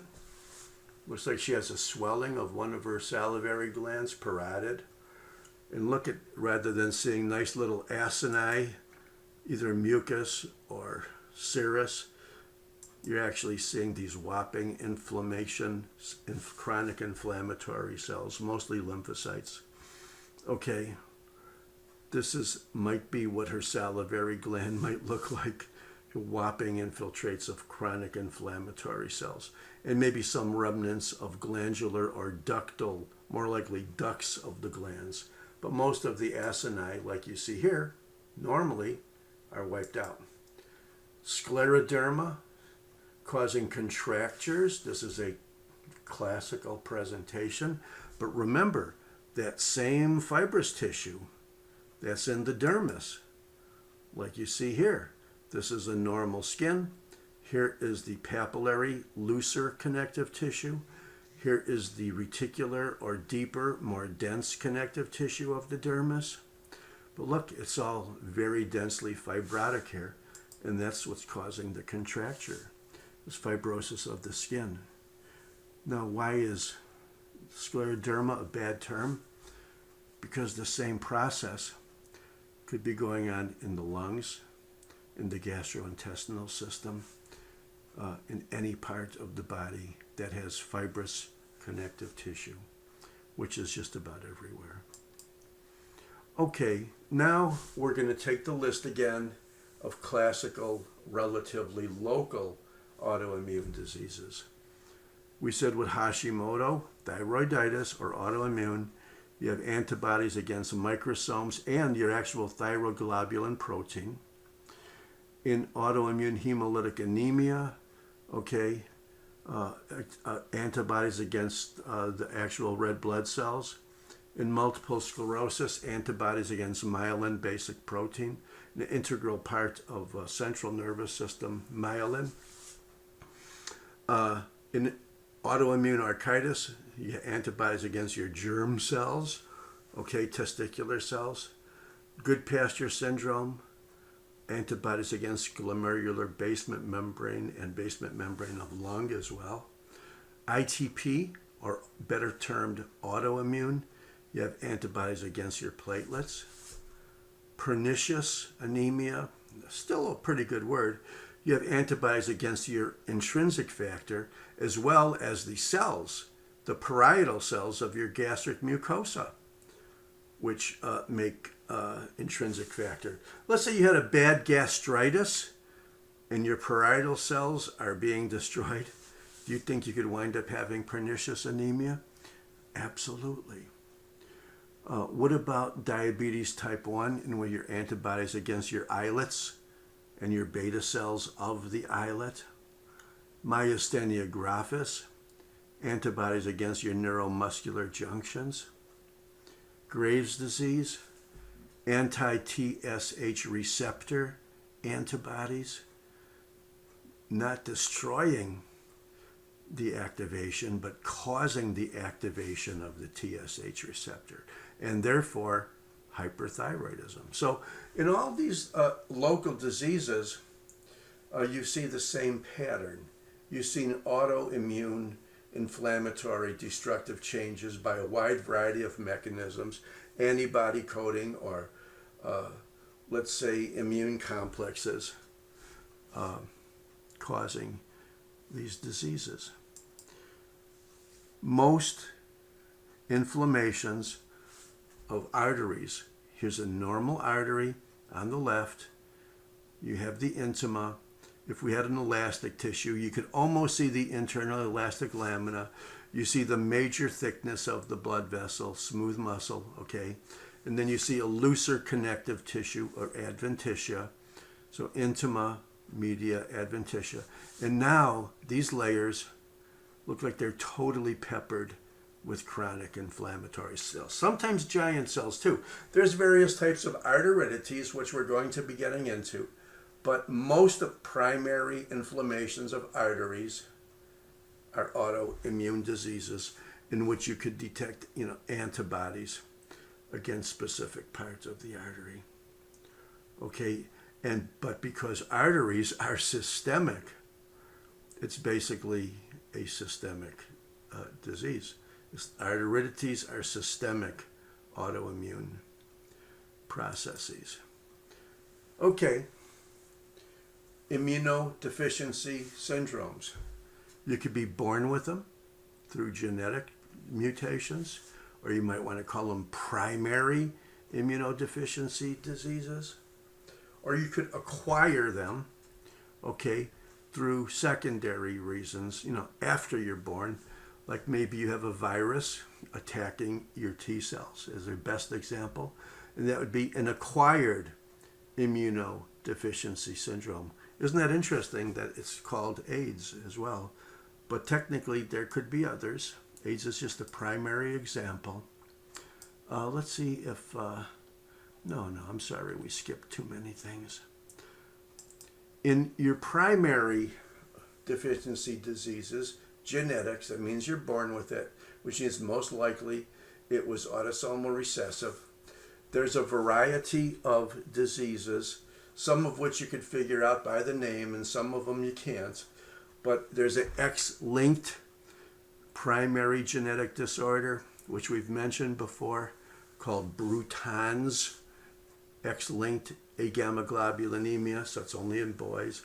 Or you could have a common variable type things, and when they say common or variable, maybe it involves both T cells and B cells. You could have a deficiency of IgA, and which is usually does not have too many symptoms. Now, if you have a deficiency of a specific type of an IgG, let's say, you might wind up compensating by having hyper IgM. We mentioned DeGeorge syndrome. We called it catch. Part of the T in the catch is thymic hypoplasia. So you would imagine these patients will probably have more likely T cell or cellular immunity problems. We have another one called severe and combined. So you know that it has both T and B cell problems. That's why it's called SCID, severe combined immunodeficiency. And you can have with that thrombocytopenia. You could have another syndrome called Wiskott-Aldrich. I'm sorry, that was another verbal typo. The thrombocytopenia and eczema are part of a primary immunodeficiency genetic called Wiskott-Aldrich. And that frequently is one of the two of the manifestations, low platelets and basically skin inflammations. Technically, you could have mutations involving parts of the MHC that code for complement, and therefore some of the complement deficiencies could be primary and inborn. The common thing is that these are usually in kids, and they usually are present with kids that develop an inordinate amount of infections after birth, and sometimes very, very serious infections. The SCID, for example, is one of the worst ones, and I think they made a movie about it called Boy in a Bubble, where he had to basically be isolated from the whole world by living inside of like a sterile environment. Now, if you don't want to learn the exact features of every disease and how they differ, the one thing that you should remember generally is the maturation of lymphocytes in embryology. Technically, if you have a pluripotential stem cell, remember, it's not toti or omnipotential, it's pluripotential. This would be giving rise to your population of lymphocytes, not just the lymphocytic stem cells, but your B cell line as well as your T cell line. Now, furthermore, from there, you have development into more specific cells, like a pro-B cell developing into a pre-B cell, and then the pre-B cell developing into an immature B cell under the influence of a CD4 T cell, okay? And then you have your various specific B cells making various specific antibodies like IgG, IgM, IgA, and IgE. That's basically your lymphocytic developmental line. Now, on your T cell level, like with the B cell, you have a pro T cell. That pro T cell can then develop into an immature T cell.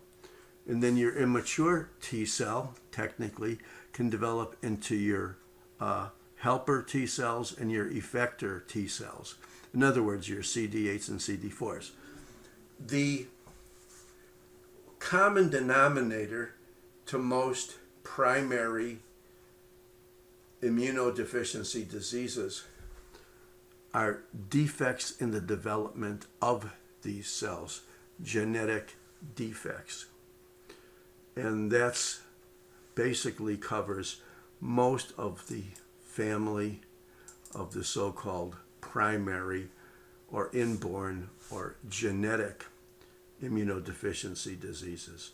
Now, to make things even hopefully a little more simple, the family of immunodeficiencies which involve primarily T cell defects would often be for example, diseases you would see with AIDS patients, CMV infections, Epstein-Barr, chickenpox, chronic infections, respiratory viruses. But basically, viral infections are basically the manifestations of relatively specific T cell defects. In a B cell defect along those lines, bacterial infections would be the primary consideration, even though there's a lot of exceptions to the rule. If you have a defect in granulocyte function, specifically expect staph and Pseudomonas infections. If you have a defect, genetic or otherwise, in your complement proteins, think of pyogenic infections, again, staph, strep, as well as Neisseria.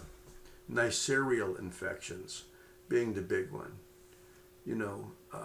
meningitis, things like that. So let's get back now to the concept of an acquired immunodeficiency syndrome, otherwise known as AIDS. What causes it? A virus. Technically, if you want to say HIV virus, you'd be a little redundant, but it's usually talked of that way. Human immunodeficiency virus.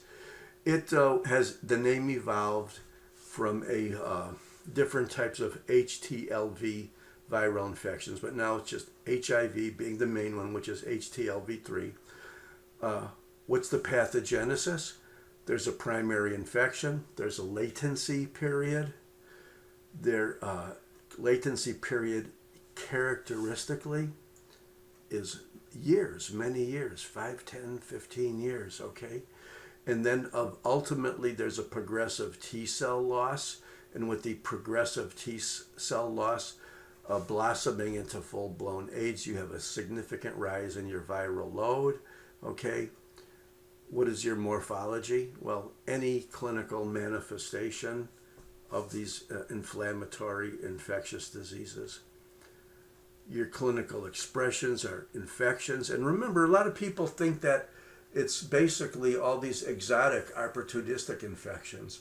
But the regular common infections are much more popular than the opportunistic infections. And it's only with the opportunistic infections that you see after the latency period that this patient now has probably all of the criteria for what we would call full-blown AIDS. There's a family of neoplasms, lymphomas, viral-related neoplasms.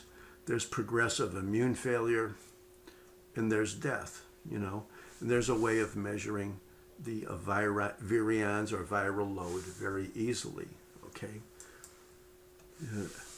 Homosexual and intravenous activity has always been the main cause. It's generally been a more preponderance now. This slide is a few years old. I wouldn't be surprised if the heterosexual AIDS is now double or triple what we see down here. Okay, I should probably update that next year, because I'm sure that as time has gone on, with the disease being more, let's say, controllable or chronic, most of the epidemiology has been along, if not most, it's a lot more along the heterosexual lines. There's the actual virus.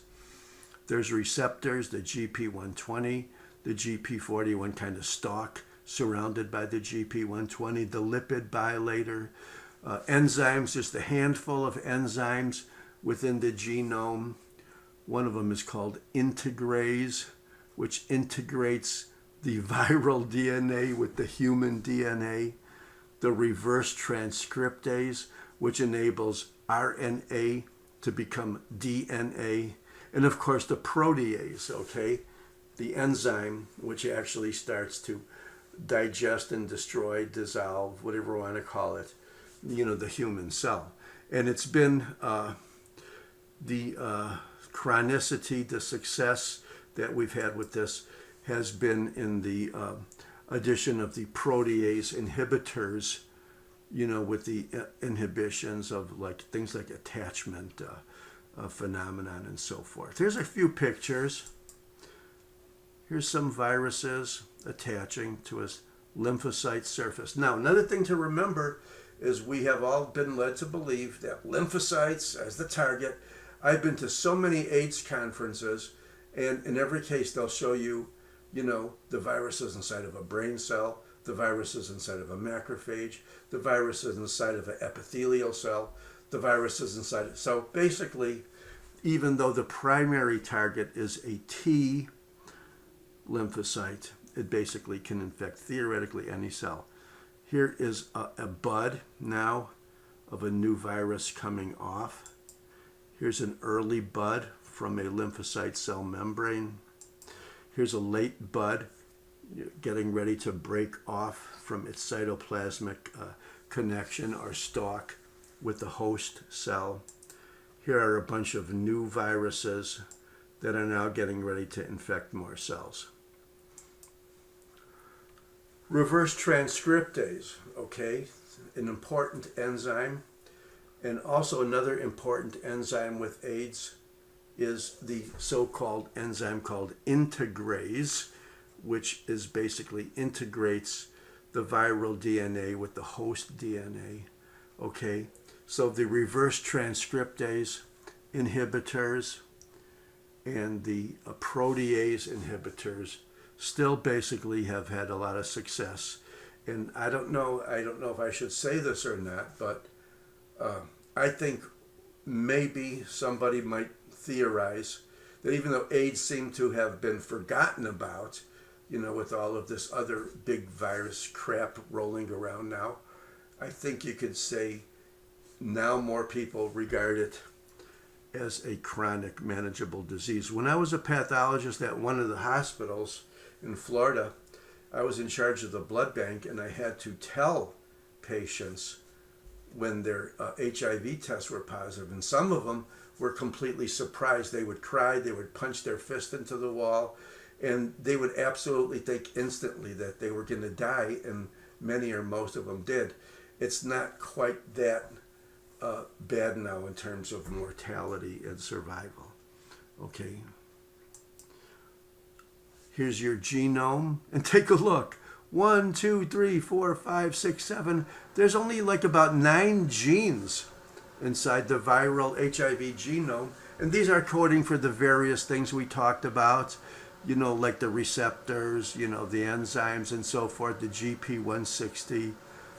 So, believe it or not, the typical virus only has a handful of genes as compared to humans in many, many thousands, okay? In the pathogenesis of disease, you have the exposure, okay, by various sex, blood routes. At some period in time, technically there's a primary infection, and there's a lymphoid infection in which your lymphocytes are now being attacked. And sometime after exposure, now generally weeks, I'm not going to give you an average, but it's a few weeks, 3, 4, 5, 6 weeks, you now have an acute syndrome. And in many cases, this acute syndrome feels like either nothing more than a viral flu or something like that, Or one of the big experts told me that the so-called acute syndrome may be so asymptomatic, that the person doesn't even know he has it. As years go by, with an average of 8 years, as the T lymphocytes are slowly destroyed and maybe the virus gains ground, you then get to the point of the appearance of opportunistic infections, which we're talking about, of which you generally need evidence of, as well as perhaps extremely low T cell or lymphocyte counts to enable the diagnosis of full-blown AIDS. Now, HIV positive starts up here, but full-blown AIDS usually starts after the latency period. Here's your CD4 cells, ultimately with years going down. Okay, these are the helper T lymphocytes. Here you have the virus itself, eventually, ultimately being very high in the acute infection, but then being neutralized by the antibodies. And look, 1, 2, 3, 4, 5, 7 years, maybe 8 years later, starting to rise again. And this is the very dangerous full-blown AIDS area of opportunistic infections. In this area here, you probably get regular infections, you know. This little red line is basically the same as what we saw here, as the virus is initially high, goes down after a few weeks with the infection and immune response, years later coming back up. By that time, your viral load could be sky high. And in terms of your antibody response, quite understandably, the antibodies against the external or surface antigens on the virus usually appear before the deeper ones. Well, if you're losing lymphocytes, don't you think lymphopenia would be an abnormality, particularly T cell, not only T cell function, but T cell numbers? As the T cells get more decreased in function and in numbers, there is often a compensatory activation of the B cells, not just in numbers, but in proliferation. There's a polyclonal proliferation of B cell activities to compensate for the T cells being destroyed. You can also ultimately have macrophage or monocyte dysfunction as well. Now, here, let me see if, yeah, here we go. This would be a good thing to follow it up with. In the full-blown AIDS, we have a wide variety of bugs which normally are fairly rare in human beings, like protozoal infections, pneumocystic carinae or pneumocystis jirovecii pneumonia, toxoplasmosis protozoan. You know, people that AIDS patients are devastated of having cats around the house. Fungal diseases, okay? Now, Candida is really not that rare of a fungal disease, but it could be systemic Candida, not just superficial skin infections, but Candida esophagitis, for example, one of the criteria for establishing the diagnosis of full-blown AIDS.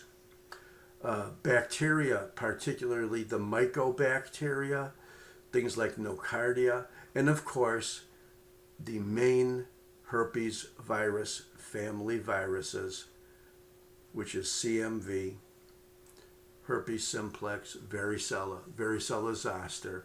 So herpes simplex virus, the varicella zoster group, CMV, and in not the herpes family, HPV.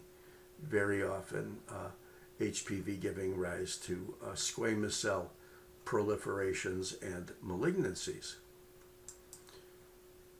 Here's a chest x-ray of somebody with a PCP pneumonia. And I think I could convince you that it's not really always a clearly defined infiltrate, but it's kind of fuzzy. or the radiologists love to use the word a woolly infiltrate because it's not clearly defined and it's kind of a woolly. Well, believe it or not, the pathologist may use that same term woolly when he looks at the alveoli of that lung biopsy, because inside the alveoli are kind of fuzzy, woolly-like things as well. Isn't that interesting that the word woolly is used by both the pathologist and the radiologist? If you stain in that wool, you're going to find specific parasitic organisms, okay,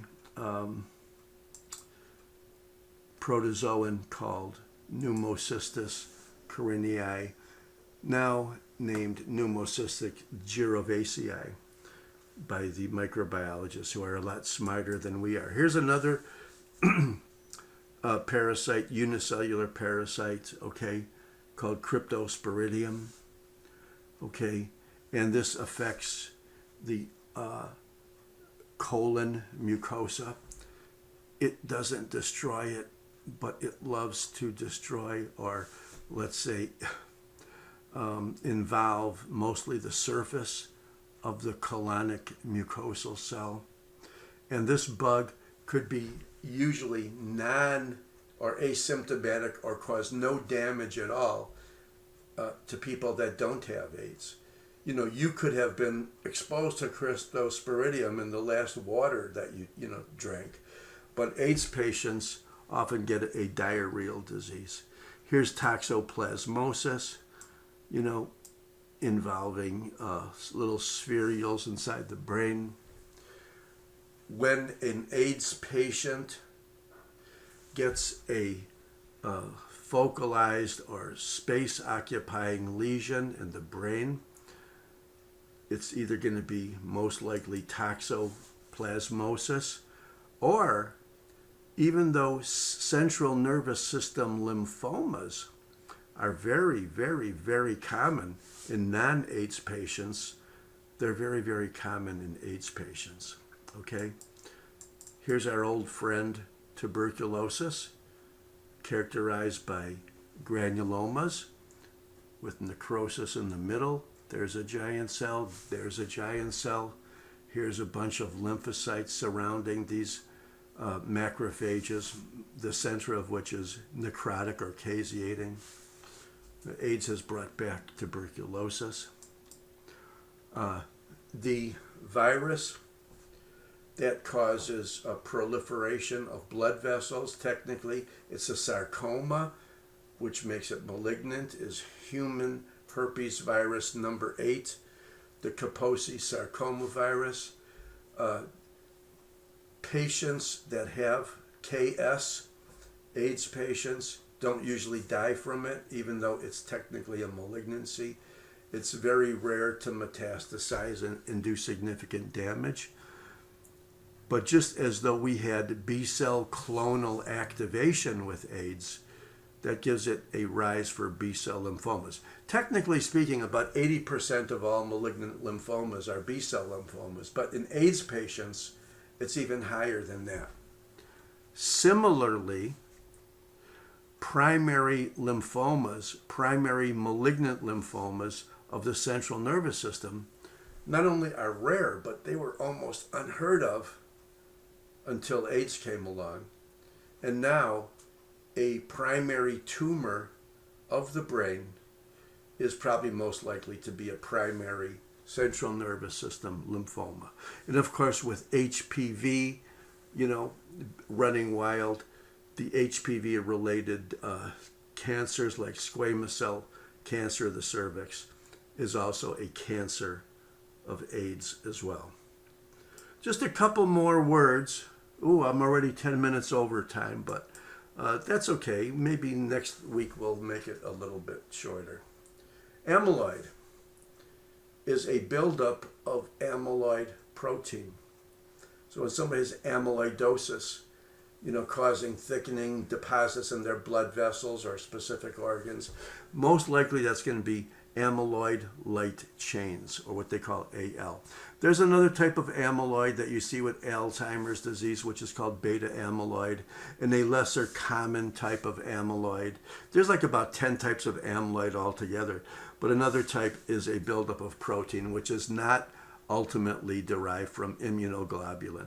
But regular amyloid usually is amyloid light chains from immunoglobulin. So when you have a situation in which you have chronic immunoglobulin buildup, like plasma cell dyscrasias or chronic granulomatous disease, it's probably going to be buildup of amyloid protein. This immune protein at first deposits in blood vessel walls. Okay, well, isn't that the first place it could go? And sometimes, ultimately, it will spread to involve not just blood vessels in the kidney, spleen, liver, heart, but it could be significantly deposited in these organs.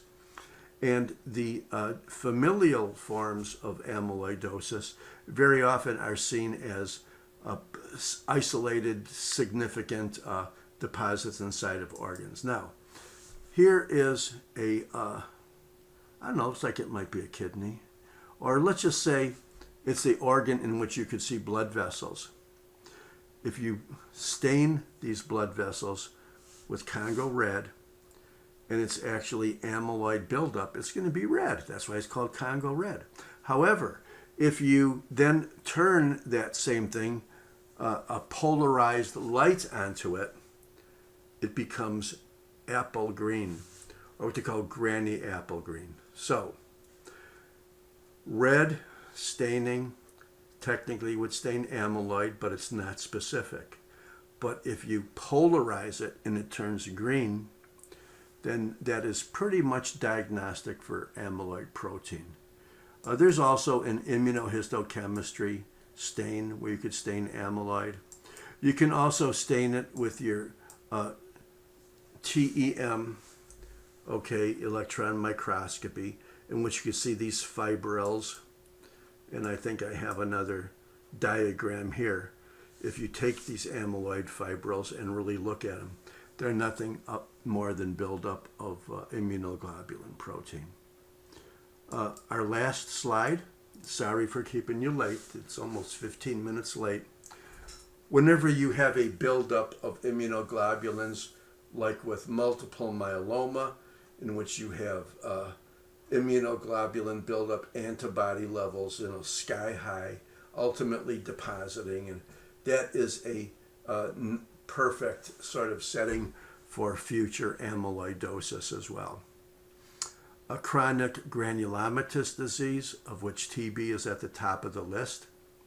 People that are in hemodialysis have an association with amyloid. If there is a heterofamilial, a genetic form of amyloidosis as well, but it's relatively rare, and also when you have a specific organ like a spleen or a heart or a liver where the brunt of the amyloidosis causes it to be enlarged, that very often could be a heterofamilial type of amyloid association. So it could become localized. And there are certain tumors.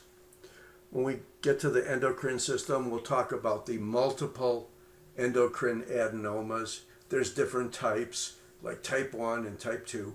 And in type 2, multiple endocrine adenomas, or what they call MEA2, you get a tumor called a medullary cancer or medullary carcinoma of the thyroid, and that's always associated with tremendous amounts of amyloid association in the tumor as well. Last but not least, I can probably guarantee you that I probably have twice as much amyloid in my body right now than you do, because it's related to aging. So remember, when we talk about aging, we talk about atherosclerosis, but also remember that when we have aging, we also have buildup of amyloid in those same blood vessels as well. I have a very, very close friend who had a stroke several years ago, and it has been shown that the blood vessels that were damaged to cause that stroke were actually damaged by amyloid more than atherosclerosis. How do you like that? Okay, we're done. I'm going to play the last song. Thanks for sticking around, if you are around. I'm going to close this off, and we'll see you in 2 days. And I think we'll have a laboratory on Thursday as kind of a break, because we've already had 1 or 2 labs, but we're going to start having more. And I think the lab that we'll have on in 2 days is going to be a review of a lot of diseases that we talked about. Now we'll be in the laboratory looking at them under the microscope. Okay, let's start with our last song.